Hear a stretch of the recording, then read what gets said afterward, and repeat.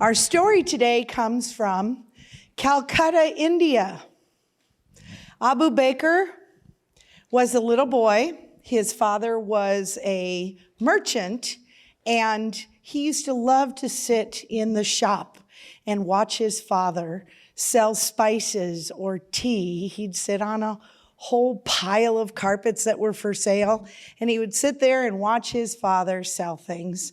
And he never got tired of doing that. It was a wonderful experience.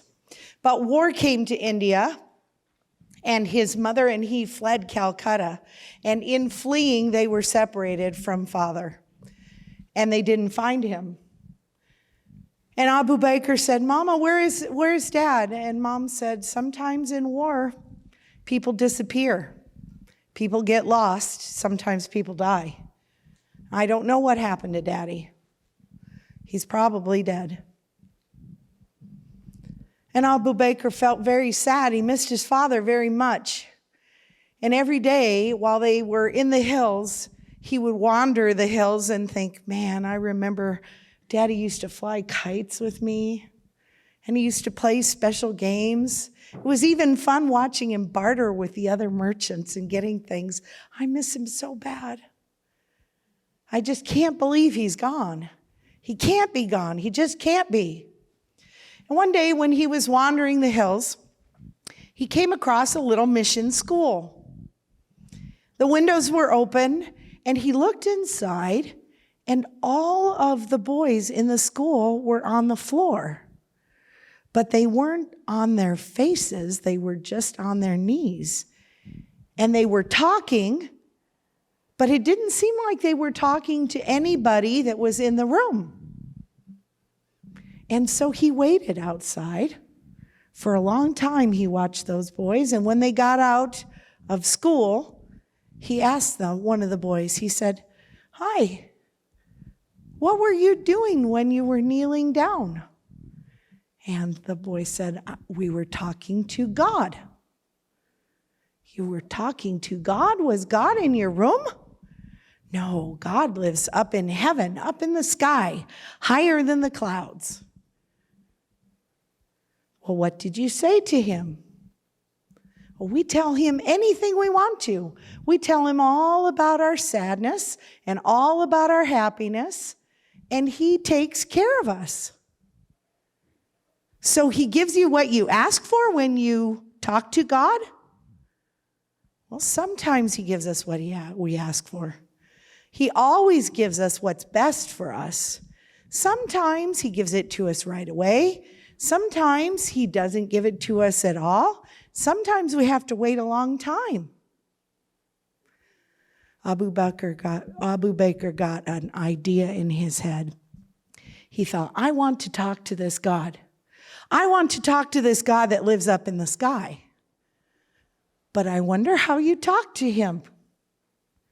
And as he talked and he walked along, he passed a tiny little shop that had some things in it, not very much, but what caught his attention were the kites, because it made him think of his father.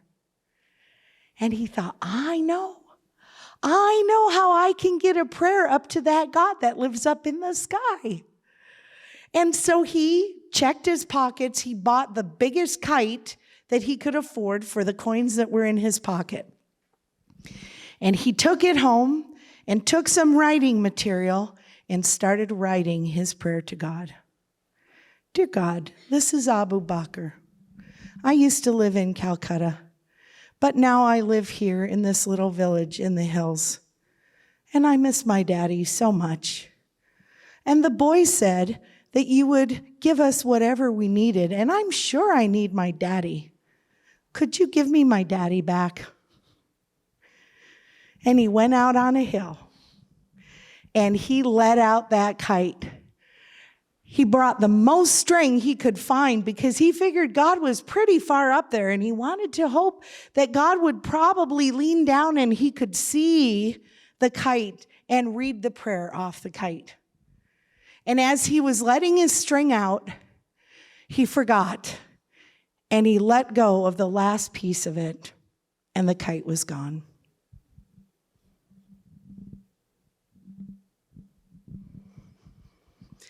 Now, he didn't know it, but the kite floated for a while, went down the ravine, smacked into a passing by train, and some of the rope got tangled around, some of the string got tangled around, and the kite bounced all the way back to Calcutta on the back of the train. And as the train pulled in, there were hundreds of people getting on and off of the train. And on the platform, waiting for the train to come in, was a man that came every single day, checking the crowds for someone he was looking for. The man saw that kite. That's why we know the rest of the story. And he went over and he disentangled the kite because it reminded him of his son.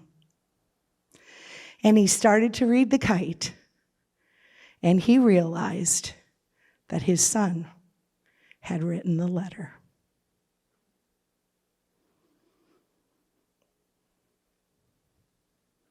I don't even need to say any more.